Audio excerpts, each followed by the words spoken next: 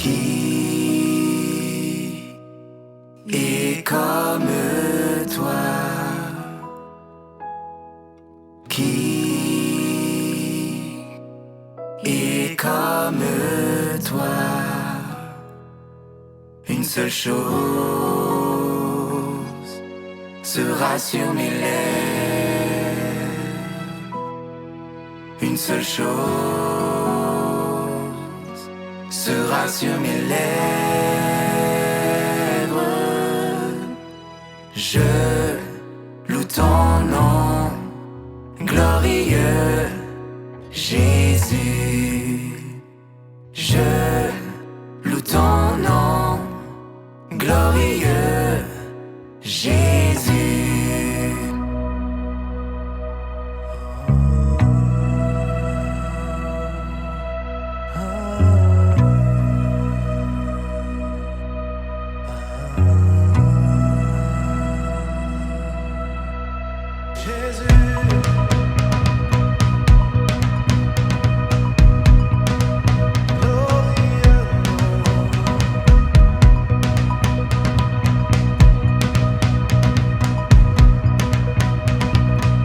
Dis avec moi, qui m'aime?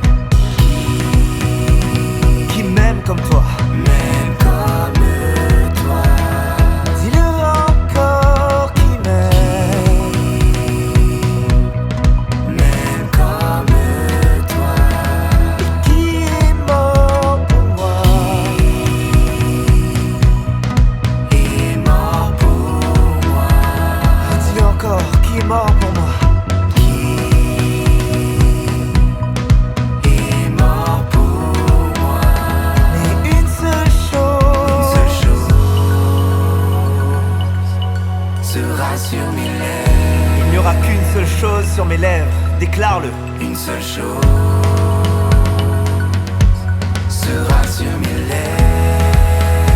Et juste nos voix, je loue ton nom. Je loue ton nom, glorieux. Oh glorieux Jésus. Je loue ton nom, Oh je loue ton nom. glorieux Jésus. On va déclarer quand tout va bien. Quand tout va bien, moi je louerai ton nom. Et même dans le feu, je continuerai. Et même dans le feu, moi je louerai ton nom. En toutes circonstances, en tout temps, Alors en tout temps, moi je louerai ton nom. Dis-le encore, Alors en tout temps, moi je louerai louerai. ton nom. Oui, je louerai ton nom. Je louerai ton nom. Ton nom, Je louerai ton nom, Jésus.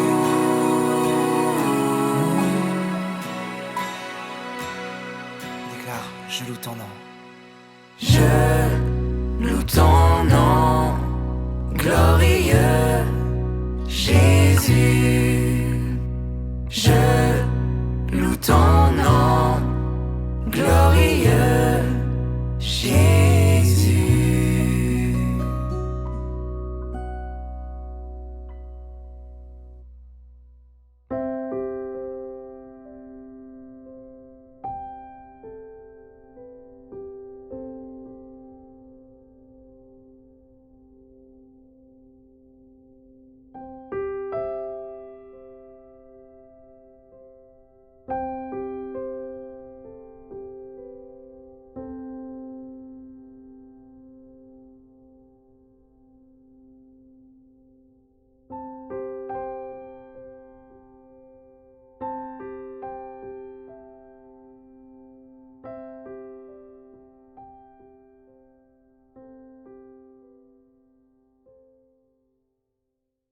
Bonjour Église, très heureux d'être avec vous ce matin dans les maisons. Et avant de commencer notre message, avant de commencer à ouvrir la parole de Dieu ensemble, j'aimerais vous donner l'opportunité de semer dans la maison. Comme on a cette bonne habitude dans les célébrations, mais dans les maisons aussi, de semer, de donner, d'être vraiment généreux dans nos offrandes. généreux dans nos dîmes. Et je crois qu'il y a une grâce particulière. Alors que tu viens pour donner, Dieu va te bénir. Il a quelque chose pour toi en réserve. Donc, je t'invite à scanner le QR code qui s'affiche maintenant tout de suite à l'écran. Je t'invite ou faire un virement, c'est comme tu veux. Mais je t'invite à donner librement selon ce que le Saint-Esprit va te mettre à cœur. Nous sommes dans cette série « Je choisis Jésus ». Je choisis Jésus. Et nos regards ne sont pas sur l'actualité. Nos regards ne sont pas sur ce qu'il se passe autour de nous. Nos regards ne sont pas sur nos circonstances. Mais nos regards sont sur Jésus-Christ. Parce que c'est lui le chef et celui qui amène notre foi à la perfection. Et dans cette série, ce matin, nous nous réjouissons. Parce que il y a des hommes et des femmes, des jeunes qui s'engagent à travers les eaux du baptême. Alors on a eu il y a quelque temps, nous réjouissons pour Fabienne qui s'est fait baptiser alors qu'elle est dans le groupe de Marseille. Nous avons aussi prochainement Laurine qui va se faire baptiser, mais ce matin nous avons 5 personnes qui ont décidé de s'engager avec Jésus et de se faire baptiser. C'est extraordinaire. Alors je t'invite avec moi à se réjouir. Le ciel et la terre sont dans la joie ce matin. Et nous réjouissons parce que nous savons que ces baptêmes sont des prémices de ce que Dieu a prévu, d'une moisson d'âmes qui arrive. Si tu es d'accord avec ça, dis Amen, Amen, Amen. Le titre de mon message, c'est « Je choisis d'être un disciple de Jésus-Christ ». Je choisis d'être un disciple de Jésus-Christ. Il y a quelque temps en arrière, mon épouse m'a offert une gourmette qui est ici. Et sur cette gourmette, il est écrit « Disciple de Christ ». Elle me l'a offert pour mon anniversaire. Au début, j'étais surpris. Mais je pensais que tu allais mettre mon mari extraordinaire, Barnabas ou pasteur intergalactique. Mais non, disciple de Jésus-Christ. Le Saint-Esprit est venu me parler et me rappeler combien il est bon que je réalise avant d'être un mari, avant d'être un père, avant d'être un ministère, je suis disciple de Jésus-Christ. Premièrement, je suis disciple de Jésus-Christ. Parce que ça me rappelle qu'un jour, j'ai décidé de m'engager avec Jésus. Un jour, j'ai décidé de suivre Jésus. Parce que c'est lui seul qui a donné sa vie pour moi à la croix. C'est lui seul qui m'a donné la vie éternelle. C'est lui seul en qui je suis béni de toutes sortes de bénédictions en Jésus-Christ dans les lieux célestes. Et ce matin, j'aimerais que l'on réalise, que l'on revoie ensemble la notion de disciple. La notion de disciple. Dans le Nouveau Testament, le mot chrétien n'apparaît que 3 fois, alors que le mot disciple apparaît près de 270 fois. Incroyable! Donc la Bible met le focus sur disciple et moins sur chrétien. Et ce matin, mon message s'adresse à tout le monde, s'adresse à ceux qui sont nouveaux, qui font leur premier pas dans la foi, comme à ceux que ça fait des années que vous marchez avec Jésus, mais peut-être vous avez besoin d'être rafraîchis. Cette notion de disciple, qu'est-ce que ça veut dire? C'est quoi être un disciple? J'aimerais te dire ceci. Croire en Jésus, on appelle des fois des chrétiens, on appelle des fois les croyants. Mais croire en Jésus ne suffit pas. Parce que même les démons croient en Jésus. Mais eux, ils tremblent. Donc croire en Jésus n'est pas suffisant. Non. Le mot chrétien aujourd'hui ne veut dire plus grand-chose en fait. Tu peux te dire chrétien, mais ne pas vivre la substance qui est rattachée à ce mot. Tu peux te dire chrétien, mais vivre simplement comme un adhérent avec une étiquette religieuse. Mais je t'assure, il y a une grande différence entre un adhérent et un disciple de Jésus-Christ. Un adhérent, il vient à l'église parce qu'il y a des bonnes valeurs, parce qu'il y a du social, parce qu'il y a des activités. Le chrétien vient à l'église, le chrétien va à la célébration, le chrétien va dans le groupe, dans l'église, dans les maisons, parce que c'est pour Jésus. Un adhérent vient seulement parce qu'il a quelque chose à prendre, alors que le chrétien a toujours quelque chose à donner. Un adhérent vient le dimanche, mais il donne sa dîme seulement lorsqu'il a envie. Alors qu'un chrétien met Dieu en priorité, même dans ses finances. Parce qu'il a choisi de donner avec fidélité et avec joie. Dans la Bible, on voit que le mot chrétien apparaît pour la première fois dans Actes. Ce fut à Antioche que pour la première fois les disciples furent appelés chrétiens. Ils se rassemblèrent, et, en fait ils ressemblaient tellement à Jésus qu'on les appela les petits Christ. C'était pour se moquer d'eux. C'était pas un titre glorieux. C'était simplement pour dire c'est des petits Jésus parce qu'ils ressemblaient tellement à Jésus. Donc, bibliquement, un chrétien est obligatoirement un disciple de Jésus-Christ. Et c'est quoi un disciple de Jésus? Un disciple, c'est tout simplement quelqu'un qui décide de s'engager à suivre Jésus. De s'engager à suivre Jésus. Qui décide de marcher avec Jésus. La Bible nous dit que Jésus, dans Matthieu, il va choisir 12 disciples. Et il va vers ses disciples, ses premiers disciples, et il leur dit « Suivez-moi, et je ferai de vous des pêcheurs d'hommes. » Jésus appelle ses disciples à tout quitter. À tout quitter. Ils ont quitté leur travail, ils ont quitté leur foyer, ils ont quitté, pour certains comme Pierre, leurs épouses, pour le suivre.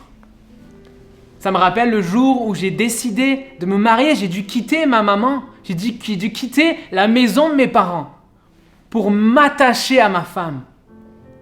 J'aimerais te dire que si tu décides de quitter, si tu décides de suivre Jésus, si tu décides de t'engager avec Jésus, tu dois quitter quelque chose.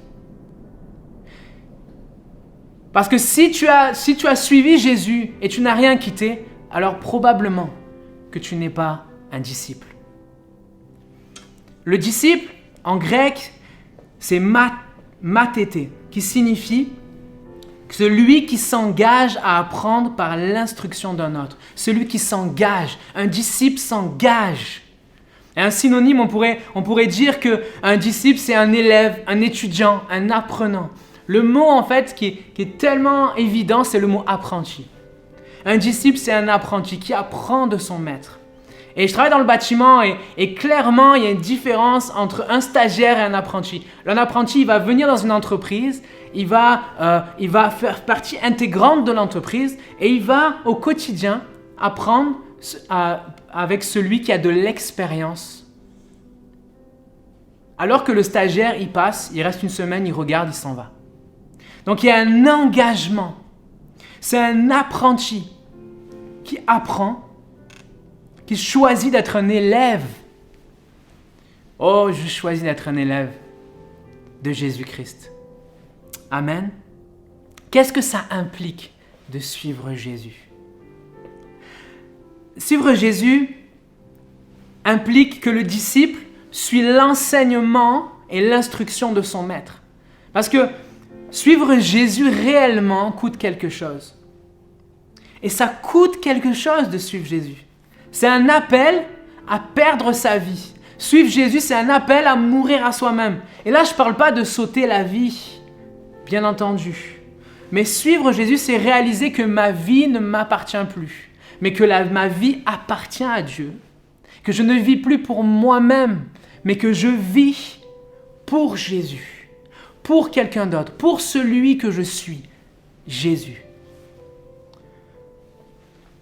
Dans Matthieu, il est écrit « Simon-Pierre répondit « Tu es le Christ, le Fils du Dieu vivant. » Plus loin, Jésus va dire « Alors, Jésus dit à ses disciples, « Si quelqu'un veut venir après moi, qu'il renonce à lui-même, qu'il se charge de sa croix et qu'il me suive. Car celui qui voudra sauver sa vie la perdra, mais celui qui la perdra à cause de moi la retrouvera. » Waouh! Lorsque tu as une rencontre avec Jésus, Je ne parle pas d'adhésion, je parle de rencontre avec Jésus. Lorsque tu as une rencontre avec Jésus, ta vie change littéralement. Et Jésus va dire, littéralement ta vie change.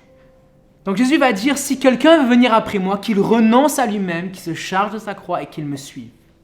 Suivre Jésus implique de renoncer à soi-même. Et c'est un message qui est dérangeant, qui n'est pas forcément populaire parce qu'on aime entendre,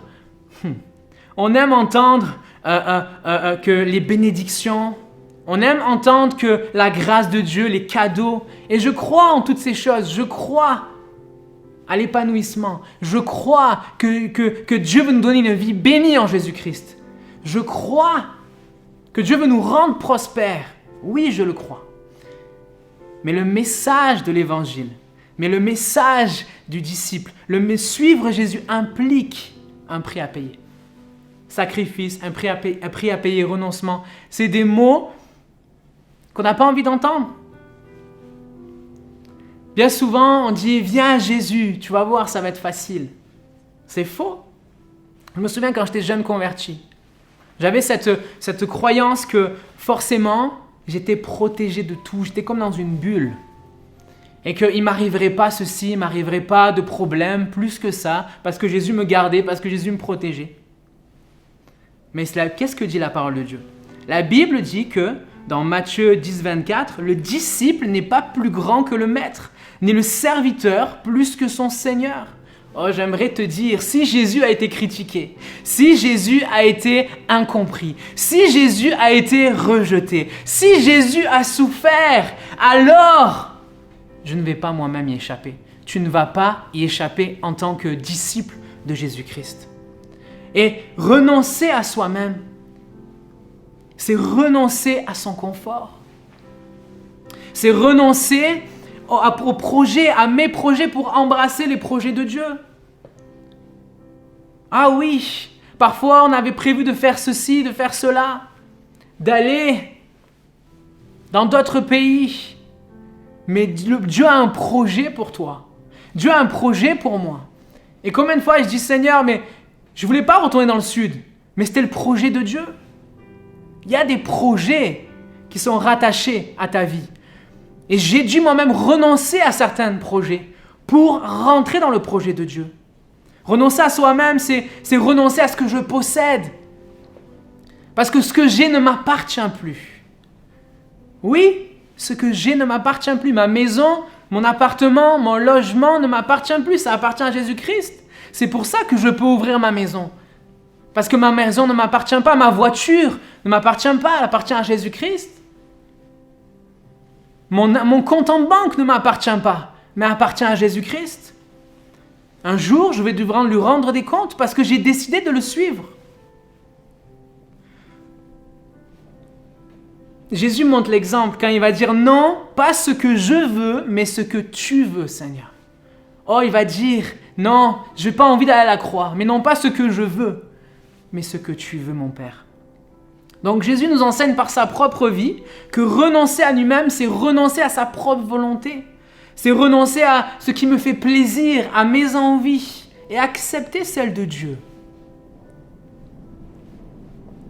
Parce qu'en apprenant à mourir à moi-même, en apprenant à mourir à nous-mêmes, nous laissons Jésus vivre en nous. Donc, être un disciple de Jésus implique de renoncer. Et renoncer, c'est mourir à soi, c'est choisir de ne plus mener une vie comme bon me semble, mais de vivre selon les enseignements de Jésus. Ce n'est pas penser et agir par moi-même, mais en étant soumis à Jésus-Christ, soumis à notre Maître. Donc le disciple, il décide de renoncer à sa propre vie pour pouvoir imiter Jésus. Et c'est mon deuxième point. Suivre Jésus implique de renoncer à soi-même, mais implique aussi d'imiter Jésus. Imiter Jésus, c'est vraiment devenez, comme Éphésiens nous dit, l'apôtre Paul, devenez donc les imitateurs comme des enfants bien-aimés et marchez dans la charité à l'exemple de Christ qui nous a aimés et qui s'est livré lui-même à Dieu pour nous comme une offrande et un sacrifice de bonne odeur. Et le mot ici, imiter, c'est comme mimer.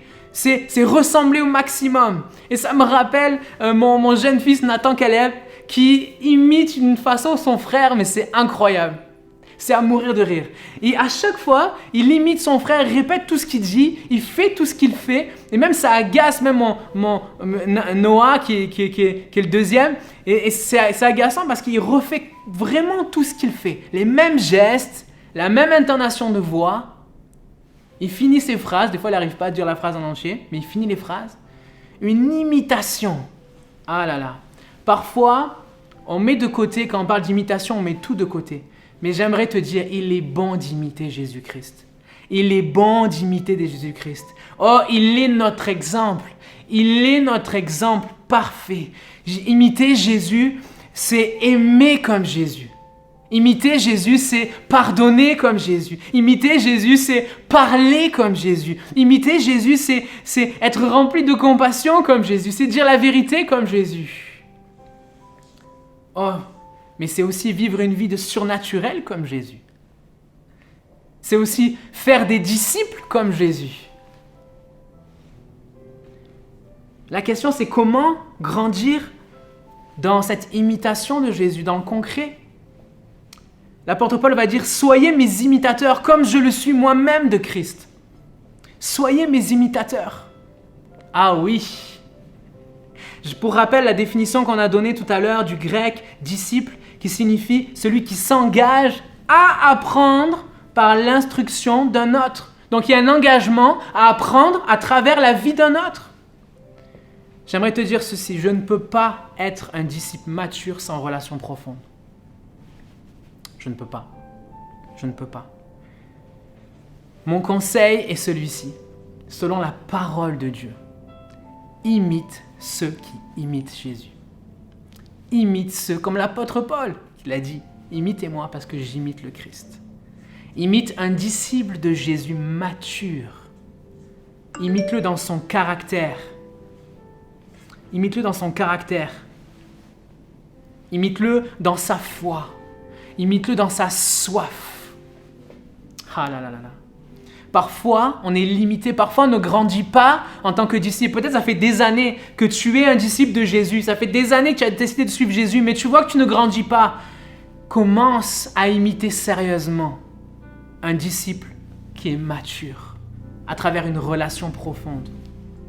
Parce que l'humilité, c'est croire que j'ai besoin de l'autre pour grandir. Ah oui, j'ai besoin de l'autre pour grandir. J'ai besoin de Pasteur Romaric pour grandir. J'ai besoin de Pasteur Mathieu pour grandir. J'ai besoin de Fabien pour grandir. J'ai besoin de l'autre pour grandir. Et un disciple va apprendre à travers le quotidien de son maître. Et ça nous parle que être un disciple, c'est accepter aussi la notion de perdre, cette notion de perdre la notion de vie privée. Parce que Dieu va m'accrocher à la vie de quelqu'un pour apprendre dans le quotidien. Suivre Jésus, alléluia. Suivre Jésus implique de renoncer à soi-même. Suivre Jésus implique d'imiter Jésus dans qui il est, dans la parole de Dieu, quand on lit l'histoire de Jésus, quand on prend le temps de regarder qui Jésus est, ce que Jésus a fait, à travers aussi les hommes et les femmes qu'il place devant nous, à travers un disciple mature. Et suivre Jésus implique aussi de croire Jésus. De croire. Parce que dans Matthieu 28, il est écrit que Jésus s'étant approché leur dit « Tout pouvoir m'a été donné, dans le ciel et sur la terre.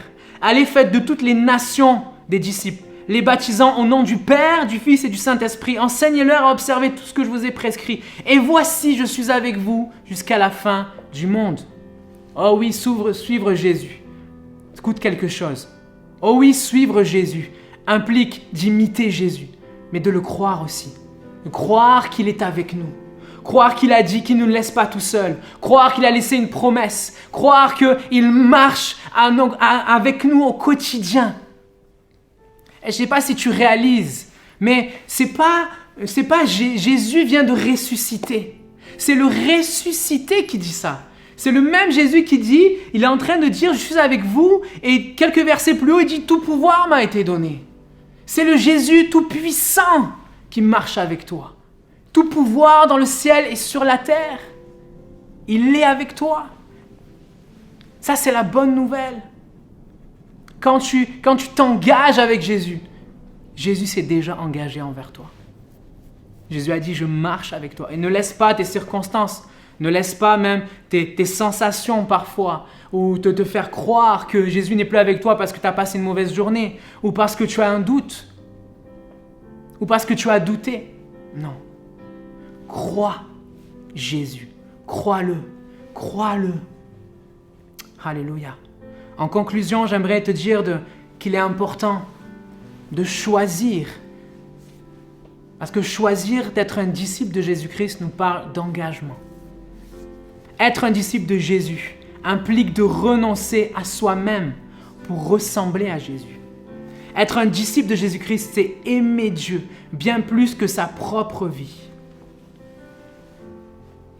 La motivation du disciple reste l'amour pour son maître. La question n'est pas qu'est-ce que ça va me coûter. Même pas sur quel est le coût en soi. L'accent n'est pas mis sur la grandeur ou la petitesse du coût, mais sur le fait que toute ma vie doit lui être soumise. Alléluia. Alors, je vais laisser la place maintenant aux responsables des églises de maison. Et je t'invite, peut-être que tu as besoin, tu dis, je veux passer un cap. Je réalise que je suis un adhérent, mais je veux devenir un disciple. Peut-être que tu dis, je choisis de passer maintenant, de m'engager moi maintenant par les eaux du baptême. Peut-être que tu dis, moi je veux m'engager à suivre Jésus et à réaliser que je veux renoncer à moi-même, je veux renoncer à ma propre vie, je veux pour imiter Jésus au quotidien. Je choisis de renouveler mon engagement envers Jésus. Et alors que je vais laisser toute la place aux responsables de groupe de maison, j'aimerais t'encourager et te dire qu'il n'y a rien de plus beau que de donner, de se réengager avec Jésus, de s'engager avec Jésus-Christ. Jésus qui est le maître de notre vie. Oh, qu'est-ce qu'il est bon d'être son disciple. D'avoir un maître aussi merveilleux que lui, aussi glorieux que lui, aussi puissant que lui, qui est avec nous chaque jour. Qu'est-ce qu'il est bon d'être disciple de Jésus-Christ. Oh Seigneur, je te prie pour tous ceux qui ont entendu ce message. Je te prie pour ceux qui ont des décisions à prendre maintenant même, qu'ils puissent prendre des décisions pour se réaligner leur vie avec ce que tu dis dans ta parole. Je te prie pour ceux qui veulent s'engager avec toi, afin qu'ils puissent s'engager pleinement, avec conviction et de façon radicale. Dire oui, je veux renoncer à ma propre vie, m'engager avec toi. Je veux décider de te ressembler, de plus juste un chrétien de nom, mais être un véritable disciple de Jésus-Christ. Oh, merci Jésus, parce qu'il est possible encore aujourd'hui de recommencer à nouveau, de s'engager à nouveau, de reprendre un nouveau départ. Au nom de Jésus, Amen. Je te bénis et je laisse toute la place maintenant aux responsables d'église dans les maisons et je te dis à très vite, à bientôt, sois béni.